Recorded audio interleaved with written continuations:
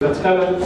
Bienvenidos a estas dos actividades, conferencias magistrales que tendremos el día de hoy en esta institución como parte de la celebración del centenario de la Constitución Política del Estado Libre y Soberano del Estado de Tlaxcala. Para continuar con estas actividades que ya vienen desde hace algunos meses por parte del Congreso del Estado, en esta ocasión tenemos dos conferencias magistrales a cargo del presidente y secretario técnico del Colegio de Tlaxcala, respectivamente, doctor Arturo Cococha Mendoza y Cristiano Racanero. Antes de empezar con estas actividades, y por supuesto damos la bienvenida a todos ustedes, le pido al diputado J. Carmen Corona, presidente de la Comisión de Educación, Cultura, Ciencia y Tecnología del Congreso del Estado de Tlaxcala, que nos dirija un mensaje. Muy buenos días a todos ustedes. Para nosotros en el Congreso ha sido uno de los eventos de mayor importancia para el desarrollo de las actividades de quiero el día de hoy agradecer mucho el hecho de ser anfitrión y recibirnos con toda la amabilidad al doctor Alfredo. Doctor, hemos estado en contacto en estos últimos meses, reconozco su capacidad, su liderazgo y al mismo tiempo su formación profesional que pues para nosotros siempre nos va a permitir abrevar un poquito en el área que en ocasiones, aún cuando los diputados y sabedores de diversos temas siempre desconocemos. Reconocerle también su calidad humana y al mismo tiempo agradecerle que el día de hoy nos reciba en este colegio de Tlaxcala. Hace un momento les decía al secretario, al presidente de estudios legislativos, le comentaba que tenemos hoy otro tipo de público. Regularmente traíamos a los estudiantes de diversas universidades en las actividades que antecedieron esta misma. Y desde luego que me da mucho gusto estar con ustedes, compartir esta conferencia que de verdad entiendo que será magistral, estas dos conferencias, y en lo posible seguir contribuyendo para fortalecer las actividades, pero sobre todo el prestigio del Congreso del Estado. Muy buenos días a todas y todos.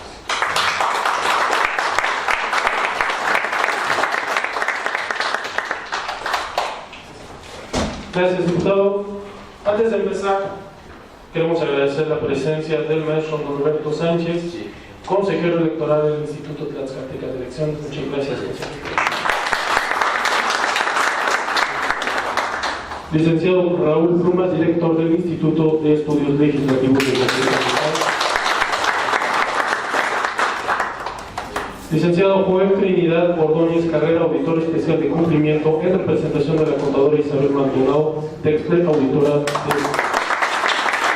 órgano de fiscalización superior, junto con todo el personal, por supuesto, al personal del Congreso del Estado, del órgano de fiscalización superior. Muchas gracias por su presencia.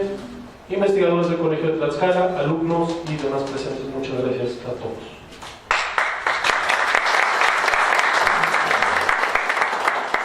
Muy bien, entonces tenemos esta primera actividad, una conferencia magistral a cargo del doctor Arturo Cococha Mendoza, Instituciones y Constitución en México. Y para eso me voy a permitir leer una breve semblanza curricular. Arturo Cococha Mendoza es doctor en Economía egresado de la Universidad de Boston, con especialidad en Desarrollo Económico y Economía de la Migración. Es maestro en Economía egresado de la Universidad de Toledo, Ohio, y licenciado en Economía egresado de la Universidad de las Américas, Puebla. Obtuvo el Premio Nacional de Economía Banamex 2004 por su tesis doctoral. Obtuvo mención honorífica del Premio Víctor L. Urquidi, otorgado por el Colegio de México en el 2005. Obtuvo mención honorífica en el Premio Manuel Dorío, otorgado por el Banco Central de Guatemala en el 2011. Sus últimas publicaciones son Emprendimiento y Migración del Retorno, Raíces y Horizontes, Las remesas y la tecnología móvil, las remesas, la tecnología móvil y el desarrollo sustentable, la reemigración de niños estadounidenses que viven en México. Estas publicaciones del año 2017. Ha sido autor y coautor de 25 trabajos de investigación entre libros, capítulos de libros, revistas indexadas, internacionales y nacionales. Es miembro del Sistema Nacional de Investigadores Nivel 2 y actualmente se desempeña como presidente del Colegio de Tlaxcala Asociación Civil. Les pido un fuerte aplauso para el doctor Alfredo Pucocha.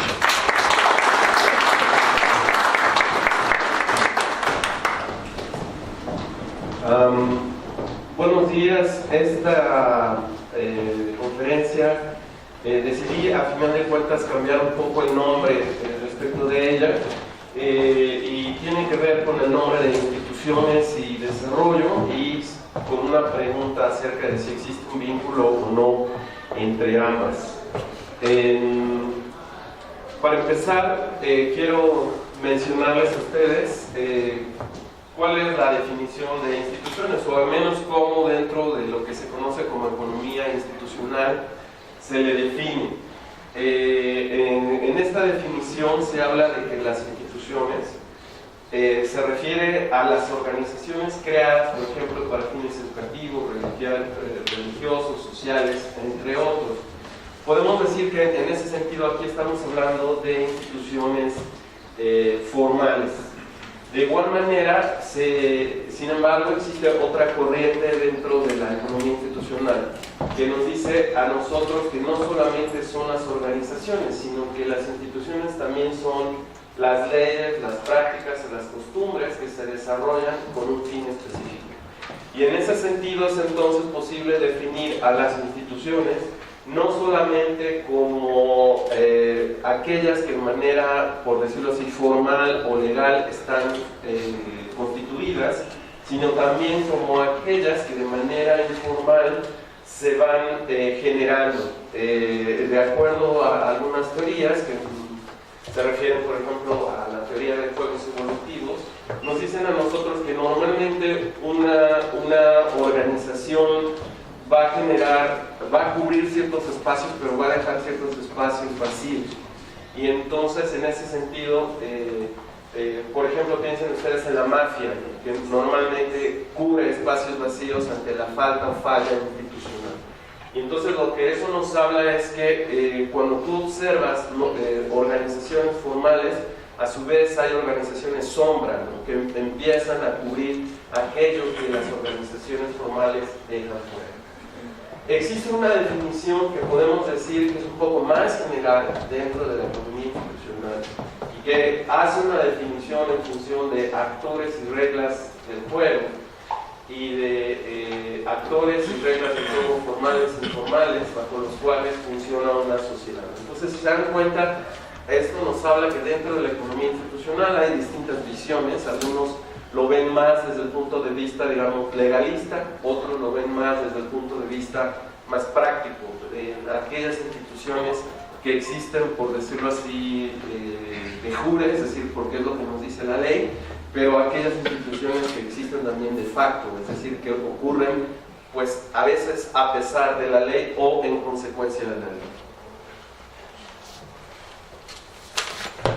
Ahora, la otra idea que está dentro de esta presentación es qué es lo que se entiende por desarrollo sostenible y sustentable. Aquí es importante mencionar que por desarrollo económico sustentable se entiende como un proceso, se entiende como aquel proceso en el cual una economía cambia y logra un sendero de crecimiento sostenible y sustentable. ¿En qué sentido sostenible? En el sentido de que no va a ser un proceso que se va a eliminar a sí mismo a lo largo del tiempo, sino que más bien es un proceso que genera, por decirlo así, un círculo virtuoso y que a lo largo del tiempo se mantiene a sí mismo. Sustentable, porque obviamente hoy en día, dado la situación que hay con cambio climático, es difícilmente pensar que puedes lograr un desarrollo sostenible si no lo haces de manera armónica con el medio ambiente. Podemos decir que bueno, hay muchos autores que han hablado sobre el tema tanto del desarrollo sostenible como sustentable, pero hoy en día podemos decir que hay un autor de la Universidad de Harvard, que de hecho él es un autor argentino, Rodríguez Hausmann, y quien ha estado hablando sobre la idea de que la importancia que tiene la innovación y sobre cómo la innovación es la base del desarrollo sostenible y sustentable. De hecho, vamos a ver un poco más adelante un poco de una discusión que hay hoy en día, de hecho, entre Hausmann y otros dos autores que les iré un poco comentando sobre qué vínculo existe entre las instituciones y el desarrollo. Bueno, para empezar podemos decir que la respuesta a la pregunta si existe una relación entre las instituciones y el desarrollo sustentable, podemos decir que prácticamente se contestó en 2011 con un libro que de hecho recogía la investigación que por muchos años Darren Acemoglu, un investigador del Instituto Tecnológico de Massachusetts, y James Robinson, un historiador de la Universidad de Harvard, habían venido llevando a cabo durante muchos años, ¿sí? Y este libro se conoce como ¿Por qué las naciones fallan? ¿Sí? Los orígenes del poder, la prosperidad y la pobreza. Obviamente el libro pretende ser pretencioso, ¿no? Y decirnos, yo te voy a dar la respuesta de cuáles son los orígenes del poder, la prosperidad y la pobreza en el mundo. Obviamente un título tan pretencioso claramente iba a generar mucha respuesta, ¿no? Mucho encono de otros investigadores, de otras ramas de la ciencia, por obvias razones, ¿no? Pero antes de entrar un poco en esa discusión, y obviamente la discusión es muy rica, pero yo quiero fundamentalmente centrarme en algunos aspectos de esa discusión. Quiero mencionarles a ustedes que en ese libro se hizo mundialmente famoso en nuestro país. ¿Por qué? Porque en el capítulo 1, en el capítulo introductorio, precisamente se plantea la idea de que nuestro país es un estado fallido. ¿Sí? Obviamente esto es duro cuando uno lo lee, pero ¿cuál es el argumento? Bueno, para empezar se hace el argumento de la siguiente manera. Se dice, ¿cuál es la diferencia entre Nogales, Arizona y Nogales, Sonora? De hecho tienen el mismo nombre, y tienen el mismo nombre porque hace muchos años, antes de 1848, eran de hecho lo mismo, ¿sí? Pero después de 1848, la línea, ¿no? o la frontera cayó en medio de los dos, ¿no? Y partió algo que de hecho era un único elemento geográfico y cultural, lo partió en dos, ¿no? Y lo que nos dicen los autores es, bueno, en el año 2011 el ingreso per cápita en Nogales, Arizona era de $42,000 anuales, ¿no? Por cierto, no es el ingreso más alto en los Estados Unidos. De hecho, Nogales, Arizona se considera, digamos, relativamente pobre dentro de los Estados Unidos. Pero resulta ser que si se comparaba con Nogales, Sonora, Nogales, Sonora tenía un ingreso per cápita de $6,000 anuales. ¿Sí? Entonces alguien se preguntaba, bueno, ¿por qué? Si eran una región idéntica hace más de 150 años, ¿por qué 150 años después uno tiene un ingreso per cápita que es 8 veces más que el otro? ¿Sí? Entonces alguien se pregunta, ¿por qué hay tanta diferencia en Producto Interno Bruto entre estas dos regiones? Que podemos decir, de hecho, son una misma región. Bueno, esto es Nogales, Arizona. Como pueden ver, es por decirlo así, un típico pueblito norteamericano. ¿Sí? Y esto es Nogales, Sonora. De igual forma, y desafortunadamente también es un típico poblado mexicano. Y como comprenderán, pues la diferencia es abrumadora. Claramente uno tiene $42,000 de ingreso y el otro tiene, y uno se pregunta, ¿realmente tienen $6,000 de ingreso? Probablemente están considerando las maquiladoras que están ahí cerca, ¿no? Que son las que suben el ingreso per cápita de Nogales. Ahora, aquí es importante mencionar a ustedes que bueno, la técnica que utilizan Acemoglu y Robinson se conoce de diferencia en diferencia, es decir, comparas dos elementos que son muy parecidos entre sí y donde prácticamente lo único que es diferente entre ellos es un solo elemento, ¿sí? Y entonces nos dicen los autores, bueno, vean ustedes que ambos nogales comparten el mismo clima, ¿no? Están en Aridoamérica, ¿sí? Por lo mismo tienen recursos naturales muy similares. De hecho, comparten el mismo acuario, es decir, se surten de agua profunda y lo comparten entre ambas regiones. De hecho, a veces hay, o casi siempre tienen conflictos de agua, ¿no?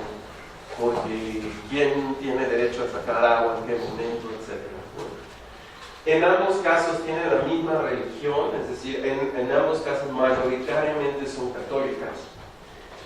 De hecho, tienen la misma cultura, porque resulta ser que Nogales, Arizona, en muchos aspectos es un pueblo mexicano, ¿no? Que simplemente está de aquel lado de la frontera. Igualmente se puede decir que tienen orígenes fenotípicos o raciales similares, es decir, vean ustedes las personas que se ven caminando en Nogales, pueden ver, ¿no? Una mujer pues básicamente mexicana. Entonces eso que nos dice, pues si en una foto que tomas de manera aleatoria en Nogales, Nogales, Arizona, muy probablemente vas a ver personas que serían mexicanos caminando en la calle. Mexicanos fenotípicamente, pero que son ciudadanos norteamericanos. ¿Sí? ¿Y esto qué nos dice a nosotros? Entonces, ¿qué es lo que hace diferente a ambas poblaciones? ¿No? Entonces, aquí el argumento de Asimov y Robinson dicen, claramente son las instituciones, y muy particularmente, es el punto de ellos, las constituciones que son las bases de ellas. ¿Sí? Y esto, desde luego, nos lleva a nosotros a reflexionar. ¿Será entonces que hay problemas en la Constitución mexicana que hacen que sea difícil para los negocios prosperar? Obviamente ya les di la respuesta porque la conozco, pero voy a ir un poco más adelante a irlos convenciendo con otros argumentos sobre por qué esa es una respuesta. Ahora, de hecho, resulta ser que en este libro, no recuerdo ahorita el nombre del autor Hausman, de 2018, él lo que busca hacer, de hecho, es criticar a Simon Robinson, ¿no? Y nos dice a nosotros el rol de la innovación, ¿no? Entonces resulta ser que este libro comienza con un capítulo también sobre México, ¿no? Y nos dice, quiero demostrarles que México no es el estado fallido que Acemoglu y Robinson dicen que es, ¿no? Quiero demostrarles que básicamente el asunto es que pues Acemoglu eligió un pueblo muy chiquito, ¿no? Para hacer su comparación. Entonces él dice, voy entonces a comparar dos estados, el estado de Guerrero y el estado de Nuevo León, y específicamente voy a hacer una comparación entre dos ciudades, Tasco, Guerrero, Monterrey, Nuevo León. ¿Sí? ¿Qué ven la diferencia? Bueno, Tasco, Guerrero, podemos decir que con todo es un pueblo bastante típico mexicano, ¿no? La iglesia, las casas, pintadas todas de un color bonito, ¿no? Y Monterrey, Nuevo León, pues podría ser una ciudad norteamericana, ¿no? Entonces ese es el punto que buscan hacer, que busca hacer Hausman, diciéndonos, miren, bueno, es que si simplemente eliges una ciudad próspera en México, ¿no? Tal vez no puedas decir que todo está mal con la Constitución mexicana, ¿no? Ese es el argumento de Hausman. Y básicamente Hausman termina concluyendo en ese capítulo diciendo, Guerrero y Nuevo León a final de cuentas comparten las mismas instituciones federales porque tienen la misma constitución, pero claramente en Nuevo León la innovación ha ocurrido. Entonces lo que ellos dicen en realidad, ¿cómo podemos echarle la culpa a la Constitución mexicana si aquí tenemos una prueba de que hay lugares en México donde la innovación sí ocurre? ¿Sí?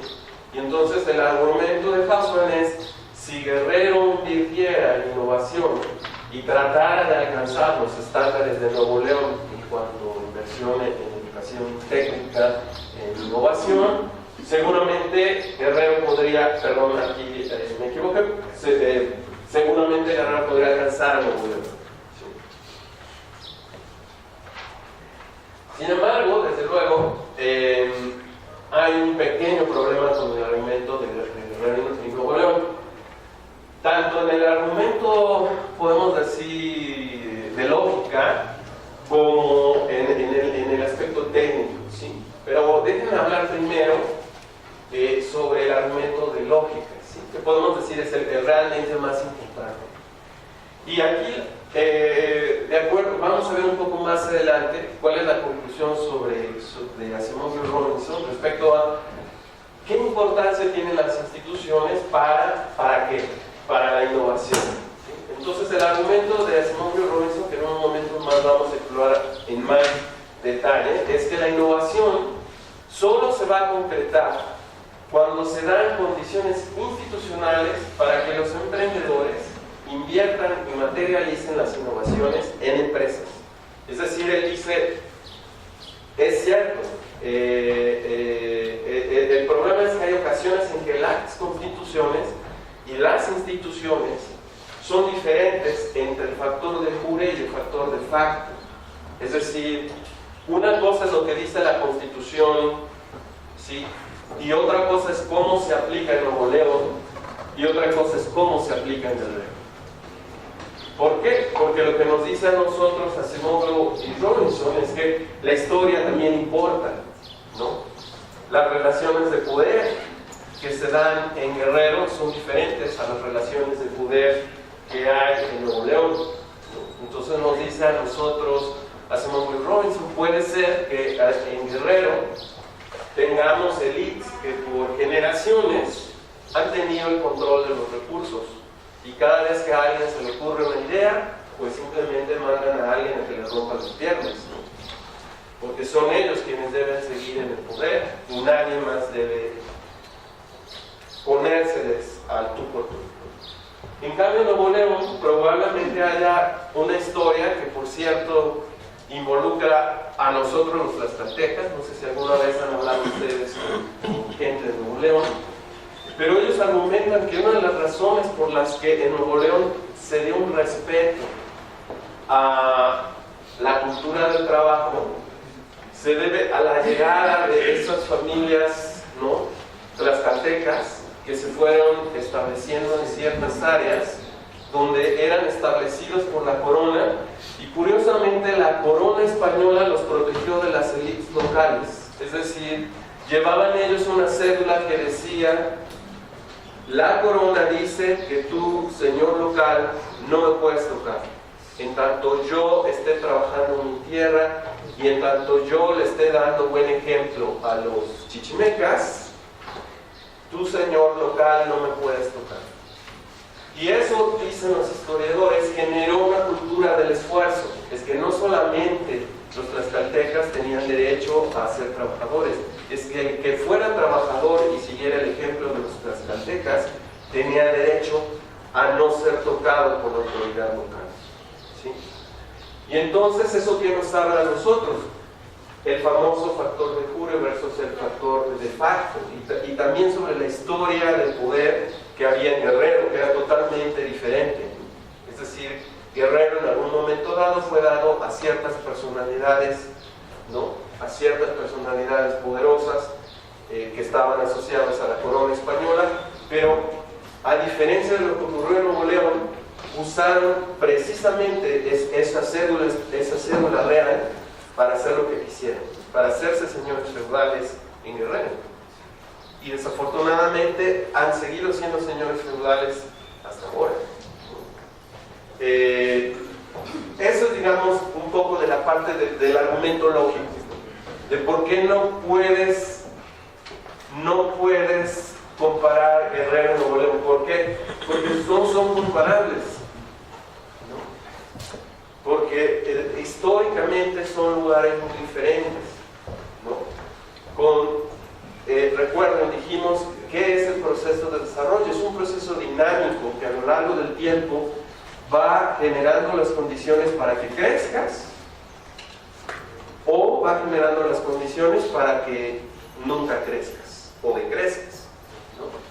Entonces, ¿esto qué nos dice? Que no es posible comparar Guerrero con Nuevo León, porque simplemente la manera en que de facto se utilizan las instituciones es muy diferente, ¿sí? Ahora, curiosamente, y aquí voy a hablarles un poco sobre un estudio de caso. Curiosamente tuve la oportunidad de hablar con una persona, obviamente no voy a dar todos sus datos, pero solamente voy a decir, esta persona es un empresario de apellido Herrera, y resulta ser que él llegó al colegio de Tlaxcala a hablar conmigo, ¿sí? y me habló sobre un nuevo método que él desarrolló para coser fajas, ¿no? Y resulta ser que esta persona es un empresario innovador, no exactamente lo que Hausmann dice no hay en México, ¿no? Y por azares del destino, cuando él empieza a contar su historia, resulta ser que este empresario es de Acapulco, ¿no? Y es ahí donde desarrolló su idea, pero en algún momento de su historia fue extorsionado por el crimen organizado, ¿no? Y salió huyendo de Acapulco y ahora vive en Tlaxcala. Y resulta ser que él hablaba conmigo y platicaba conmigo y me decía, ¿debería hacerme o no un empresario formal? Y mi pregunta es, bueno, ¿cómo puede usted asegurar que esa innovación que usted ya generó y que me dice que tiene mucha gente que se la compra, cómo puede registrarla? Si usted no es formal, no va a poder registrarla, ¿no? Y claramente, mientras no se formalice, no va a poder crecer. Pero él me decía, es que mi contador me dice, no lo hagas porque en cuanto te vuelvas formal, la Secretaría de Hacienda, el Instituto Mexicano del Seguro Social, no te van a permitir crecer. Literalmente, ¿no? ¿Y esto qué nos habla a nosotros? Nos dice, incluso me dijo, los contadores me dicen, espérate a crecer para hacerte formal.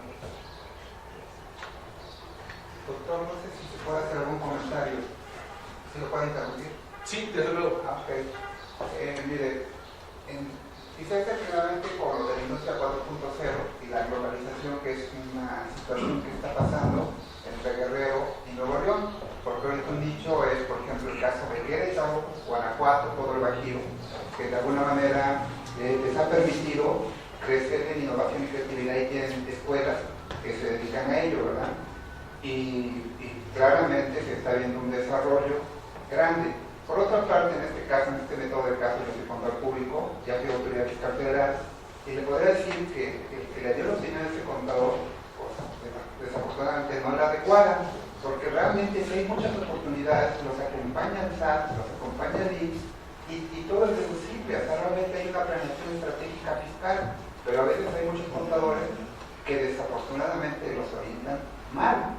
Entonces realmente esa es una realidad también, porque yo con eso que trabajo por mi cuenta, decía yo, si tú creces, yo crezco, o sea, porque es un cliente en potencia. Entonces solamente acá la situación es que desafortunadamente los espantan y dicen, no, es que nos van a hacer auditoría, pero realmente porque están haciendo malas cosas, ¿verdad? Sí. No, muchas gracias. Muchas gracias. De hecho, su punto precisamente es donde nos habla a nosotros y nos hace cuestionar, que es justo lo que argumenta la teoría de juegos evolutivos, que nos dice a nosotros, ¿por qué estaría dispuesta una persona a creer en una historia donde claramente, probablemente le están engañando? Y la teoría de juegos evolutiva nos dice, el sendero a través del cual tú llegas a una decisión importa. Es decir, aunque si usted a una persona le dice una mentira, pero nunca antes había sido expuesto a una mentira, es más probable que él identifique que es una mentira, ¿no? Pero si usted ve a la misma persona que está en un sendero en el que ha sido víctima de violencia, en el que ha sido víctima de crimen organizado, probablemente de extorsiones de la misma autoridad, claramente, ¿cuál es la probabilidad de que él identifique una mentira? Mucho menos, ¿no? ¿Y eso qué nos habla a nosotros? Las instituciones importan, ¿okay? Ese es todo el punto. De que si viviéramos nosotros en un país donde todos respetáramos las leyes, ¿no? Sería mucho más sencillo que identificáramos cuando alguien nos quiere engañar. ¿Por qué? Porque estamos acostumbrados a que todos nos comportamos dentro de la ley y que todos actuamos dentro de la ley, ¿no? Si se da cuenta, es un argumento en pro de ¿qué? De la cultura de la legalidad, en pro de qué, de volver a fomentar valores, pero el problema es que mientras estos temas de impunidad, corrupción, violencia no se eliminen, es muy difícil, ¿no? Porque precisamente volvemos a caer en esto que les mencionaba, ¿no? Una vez que usted ha estado en contacto con el crimen organizado y ha sido víctima de ellos, ya no vuelve a tomar una decisión igual, ¿no? Entonces, lo menciono para entender el contexto, ¿no? Pero gracias por su comentario. Esto nos lleva entonces, a final de cuentas, a hablar sobre, o a regresar a la idea de qué determinan las instituciones, ¿sí? Se tenía la teoría dentro de la economía institucional de que el origen legal de las instituciones era lo más importante. Les estamos hablando de 1990, cuando se hablaba de esta teoría y se decía que el modelo de ley común o common law era mejor que los modelos basados en el derecho romano, que antecedían todos de códigos napoleónicos, ¿sí? Y se decía que por eso se explicaba que Inglaterra, Estados Unidos, Australia y Canadá eran desarrollados, ¿no? Y que España, Italia y países latinoamericanos hubieran tenido problemas, ¿no? O que continuamente cayeran en problemas una vez que analizaba sus senderos de crecimiento, ¿no? Y el argumento, bueno, es que unos tienen códigos napoleónicos y los otros tienen ley común, ¿sí? Y entonces eso explica por qué unos tienen buenas leyes y los otros tienen malas leyes, ¿sí? Pero desde luego, el autor, Asimov y Robinson, nos dicen a nosotros, hay sin embargo contraejemplos. Por ejemplo, Ghana, ¿no? Ghana, una colonia británica que claramente se implementó allá la ley común, porque era la ley del Imperio Británico, y que sin embargo es hoy en día un país subdesarrollado, ¿no? Y desde luego alguien diría, bueno, el mismo España, el mismo Italia hoy en día ya no son subdesarrollados y serían el propio contraejemplo.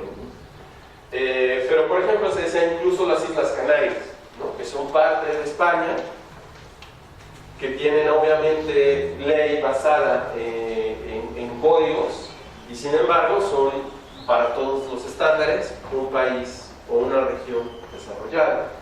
Entonces esto nos dice a nosotros lo que nos dicen a nosotros Asimov y Robinson, que en realidad no es una cuestión de origen legal, que en realidad lo que importa es qué tipo de leyes tienen, ¿sí?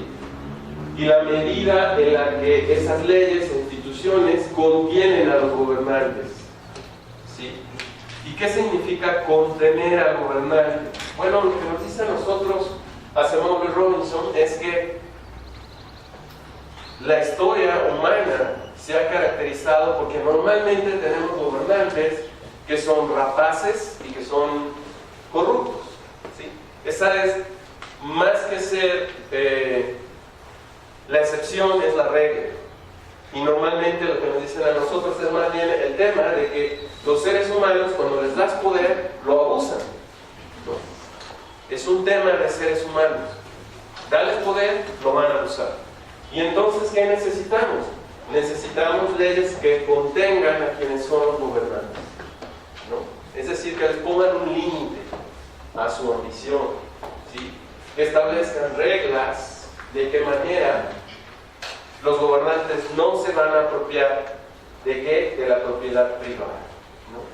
Y ese es todo el argumento de Asimov y Robinson. Y ellos dicen, en la medida que las instituciones fomenten las condiciones para que la innovación prospere, entonces esta surgirá, ¿no? Y lo que ellos establecen es todo el origen de la revolución industrial, que hasta hoy en día podemos decir, estamos ya, algunos dicen, viviendo la cuarta revolución industrial, ¿no? Pero todo el origen de la revolución industrial tiene su origen en una guerra que ocurrió en Inglaterra por ahí de 1646, y hoy en día se le llama la Guerra Gloriosa, the Glorious War.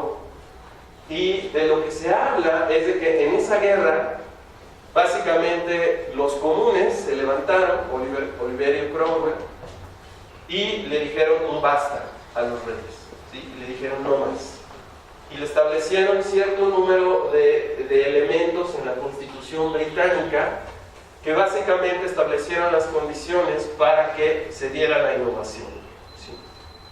Y para que los emprendedores pudieran apropiarse de los beneficios de esas innovaciones.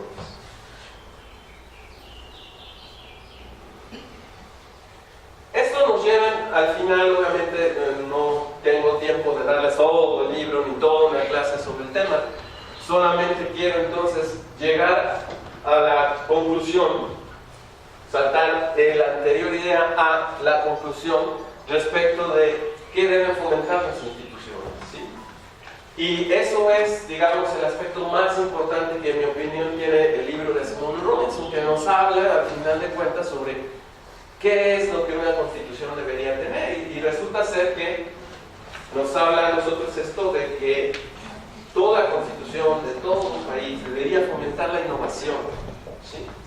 Buscando en la medida de lo posible no inferir en las tomas de decisiones de empresarios. Vamos a ver más adelante que esto no es regresar a un modelo neoliberal, ¿sí? Vamos a ver que de hecho es un modelo donde nos dice tienes que tener una economía mixta. Es imposible tener una economía en la que no haya innovación, en la que no haya empresarios, pero también es imposible que tengas una economía en donde el Estado no asuma sus responsabilidades. ¿Te puedo hacer otro comentario? Dígame. De hecho, CONACYT de alguna forma apoya mucho a la innovación. En esta sección federal, el proyecto que tenía era que tuviera más o menos en respuesta del 1% del Producto Interno Bruto. Desafortunadamente le quitaron el 40% y todas las empresas, que la mayoría de las empresas son pymes, pequeñas y medianas empresas, no tienen acceso a ese tipo de financiamiento, ¿no? Entonces, como dice, definitivamente las mismas instituciones que quitan el presupuesto, entonces obviamente ya no hay tantas áreas de oportunidad para poder accesar a la creatividad, innovación, a tecnología, ¿no? A la industria 4.0, ¿no? Big Data, la red social. Sí, muchas gracias. Así es, de hecho podemos decir, este libro está disponible desde 2011, entonces realmente ha permeado en gran medida en muchos aspectos. Yo diría que no ha permeado todo lo que quería permear, ¿sí? ¿Por qué? Porque efectivamente una parte está en la innovación, el apoyo de la innovación, que es que no solamente es lo que debería ser CONACYT. Esto va más allá. Lo que esto nos dice es la Constitución de nuestro país debería garantizar que un empresario en México, en cualquier municipio del país, pudiera tener la certeza de que vas a poder abrir un negocio y no va a llegar el crimen organizado y te va a extorsionar, ¿no? Que no va a llegar tu vecino y te va a destruir tu propiedad. Que no va a llegar un gobierno y te va a expropiar tu negocio. O sea, si se da cuenta, es más allá de fomentar la innovación, es simplemente establecer el Estado de Derecho. El Estado de Derecho para fomentar la innovación, ¿no? Ahora, ¿cuál es el objetivo? Nos dice esta teoría, por ejemplo, para la constitución de un Estado. Bueno, entre otras, el objetivo de la constitución del Estado es lograr que hubiera una correcta aplicación de las leyes federales en nuestro Estado y buscar que haya una coordinación entre los gobiernos estatales y municipales en la misma dirección. Entonces, como le mencionaba, esto no es solamente que el CONACYT fomente, es que todas las leyes en el país, de los distintos niveles de gobierno, todos se enfoquen y dirijan a la misma dirección, que es fomentar la innovación. ¿Sí? Esto es un poco una idea, esto puedo decirles que ya es un poco una idea mía, ya no se ve en Asimov Robinson, pero aquí la idea es de qué manera puedes en un momento dado crear un ambiente o un ecosistema sostenible para la innovación. Y aquí la idea es que necesitas varios pilares. Uno, la recaudación. Claramente tiene que haber recaudación, de lo contrario no es posible que un Estado pueda subsistir y hacer los gastos que tiene que hacer para fomentar esa innovación.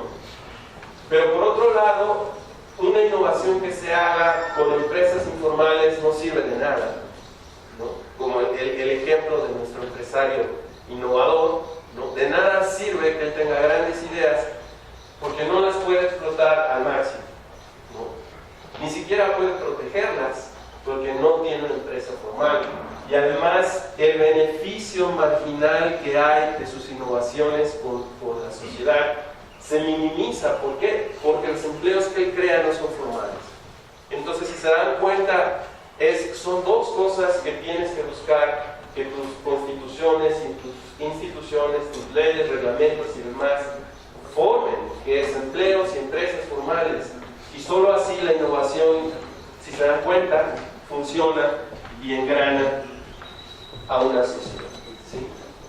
Desde luego, ¿debe entonces la Constitución solamente hablar de innovación? Pues claro que no. Obviamente vivimos en una época de derechos y claramente que tanto el respeto a los derechos humanos como el funcionamiento de la economía dentro de un marco de competencia, el respeto a los derechos sociales y ambientales, y buscando que tres problemas que se conoce claramente que el mercado tiene, como por ejemplo las externalidades negativas, la falta de producción de bienes públicos o la competencia desleal, no se den. Entonces, esto obviamente no voy a entrar en detalle qué es cada uno de estos temas. Aquí sí sería más bien un comercial para nuestra maestría en política y acción pública, para nuestra maestría en gobierno, gestión y democracia, que es donde se puede aprender estos temas. Díganme.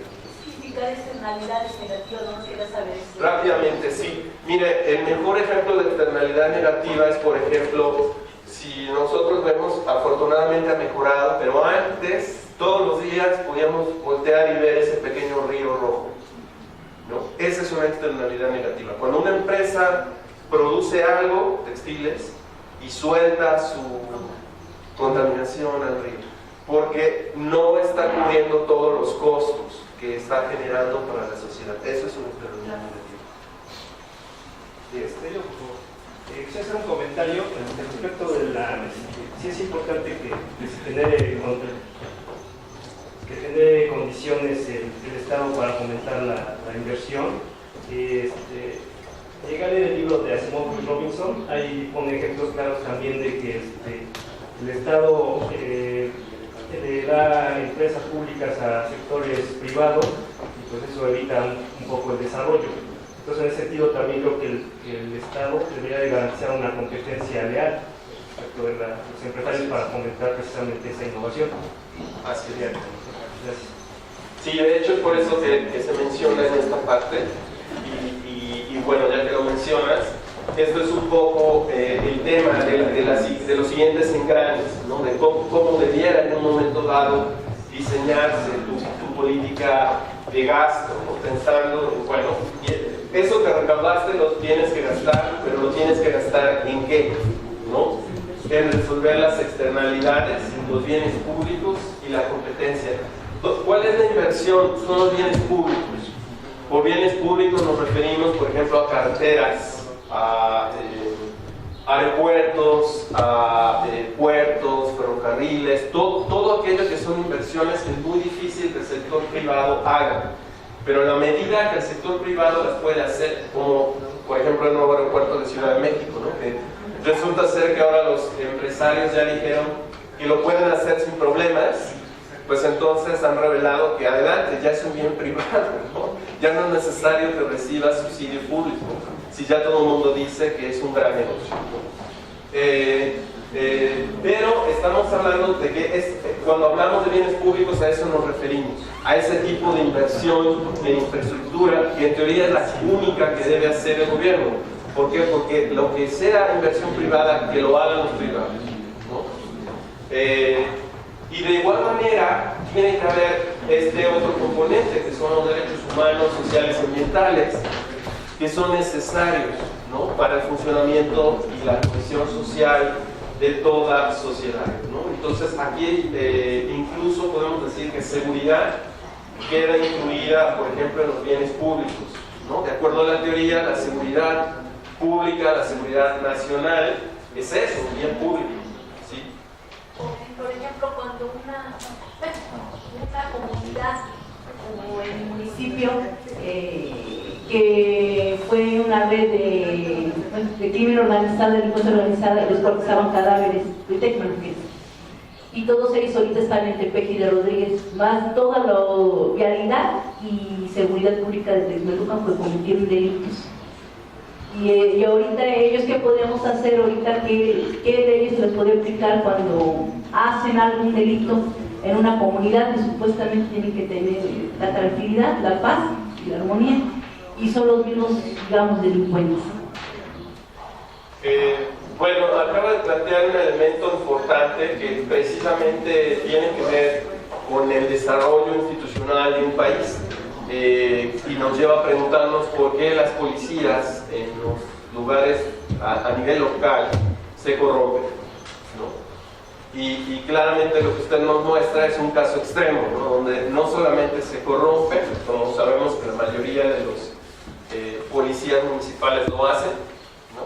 Que la mayoría acepta una mordida, Pues ahora, ¿no? Y aquí ha sido una captura completa, o sea, ya... y ahora está tomada la comunidad por la estatal y por el ejército.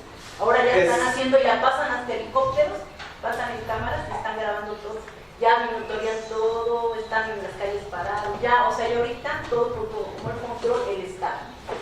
Una ley que aprobaron para entrar a la comunidad.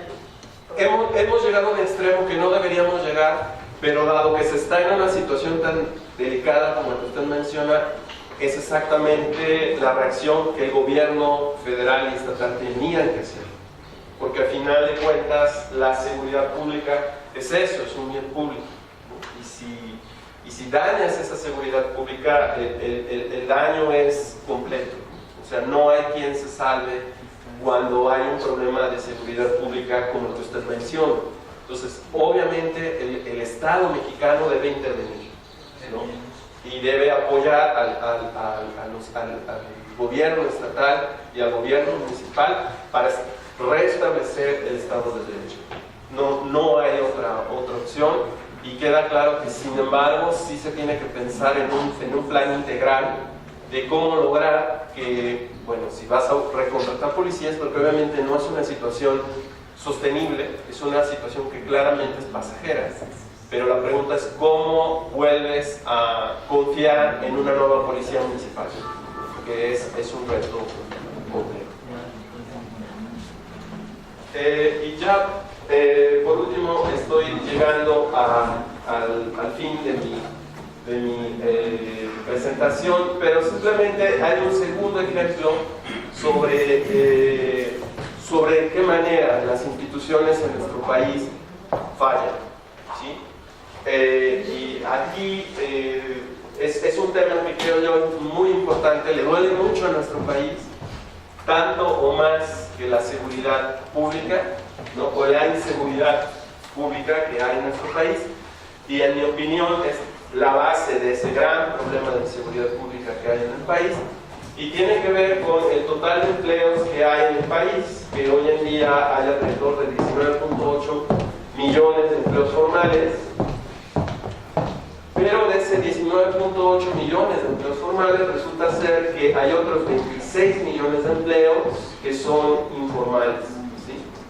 Y eso que nos dice a nosotros que a pesar de que nuestro país, por ejemplo en este sexenio, fue capaz de generar casi 3.8 millones de empleos, es decir, casi 4 millones de empleos, en realidad la labor que le espera a quien quiera que llegue a la presidencia es una labor titánica, ¿no? Porque tiene que lograr crear 26 millones de empleos, así de sencillo. Entonces, eso quiere decir que, bueno, que creaste 4 millones de empleos, pero te quedaste 26 millones corto, ¿no? Entonces, es complejo, desde luego, pero eso nos lleva a preguntarnos ¿cuándo empezaremos a entender la realidad de nuestro país? ¿Cuándo empezaremos a estudiar a nuestro país basados en la realidad y no en lo que nos dicen los teóricos que vienen de otros países, ¿no? Porque claro, ellos hablan de otros países, de situaciones que de hecho hace años ya no existen en sus países, ¿no? Y obviamente no entienden qué pasa en México. Nadie, usted se lo pregunta a un investigador norteamericano, europeo, y no entienden qué es México. O sea, no entienden por qué 56% de todos los empleos son informales en México. Y eso lo que nos lleva a nosotros a pensar es en que quizás lo que estamos observando es un modelo incompleto, donde de alguna manera nuestra Constitución, nuestra Ley Federal del Trabajo es capaz de cubrir a 20 millones de personas como trabajadores permanentes y eventuales, pero que deja fuera 26 millones más, ¿no? Entonces la gran pregunta es, ¿cómo podrías resolver eso? Obviamente hay muchas ideas, pero solamente les diré que es complejo y de lo que se trata es un poco seguir la idea que les dije a ustedes, es decir, tienes que lograr que tu diseño institucional, que tu diseño de constitución federal, que tu diseño de constitución estatal, que tus leyes de coordinación intergubernamental entre los distintos niveles de gobierno, todos vayan en la misma dirección. No puedes crear leyes que, por un lado, parece que fomentan el empleo de jóvenes, pero que por otro lado castigan el empleo de personas con experiencia. Es un sinsentido, ¿no? No puede ser que por un lado quieras promover la creación de empresas, pero por otro lado castigues a los empresarios que pagan salarios altos. Es un sinsentido, ¿no? Es un sinsentido. Y además de eso, no es posible que a nivel local permitas que los entes públicos, ¿no? Por ejemplo las autoridades municipales, tengan a todos sus trabajadores fuera del sector formal, ¿no? Es un sinsentido, ¿no? ¿Cómo es posible que nuestras propias autoridades locales dejen fuera a sus trabajadores de sus prestaciones sociales básicas? No es posible. Algo tendría que hacerse para rediseñar desde nuestra Constitución Federal, nuestra Constitución Estatal y nuestras distintas leyes de coordinación intergubernamental para que todas vayan en la misma dirección. Crea empleo formal, crea empresas formales y diseña todo el aparato gubernamental desde la recaudación, el gasto, en la misma dirección. Entonces, si se dan cuenta, así como debemos cuidar la innovación, de igual manera debemos cuidar que aspectos básicos como es que nuestros trabajadores estén protegidos por el sistema de seguridad social se cumplan, ¿no? Y claramente son aspectos que son retos, ¿no? Para el que llegue a la presidencia tiene que cubrir 26 millones de empleos y tiene que garantizarle que esos 26 millones de personas van a tener alguna forma de servicios sociales, de seguridad social. Entonces, si se dan cuenta, los retos son muy grandes. Y yo les digo a ustedes, alguna vez alguien por ahí me decía sobre qué pensaba sobre Benito Juárez, y yo decía, admiro sus ideas, ¿no?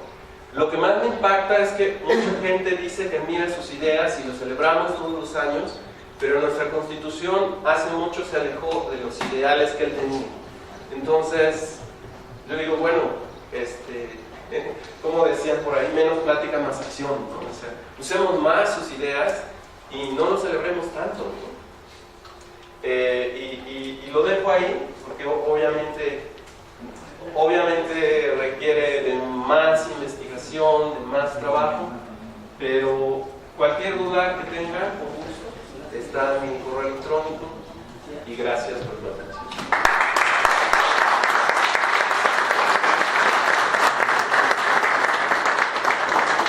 Muchas gracias, doctor Alfredo Pococha Mendoza, por la conferencia.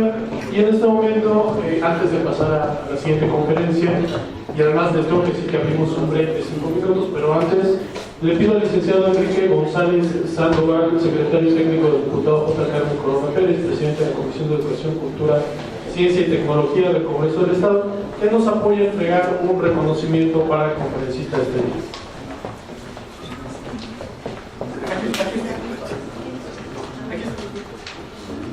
Acá lo tenemos.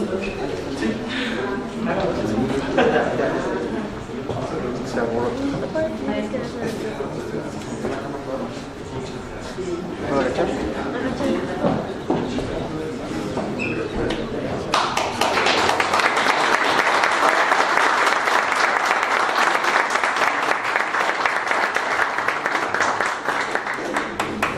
Muchas gracias, licenciado doctor. Muchas gracias. 5 minutos, si gustan.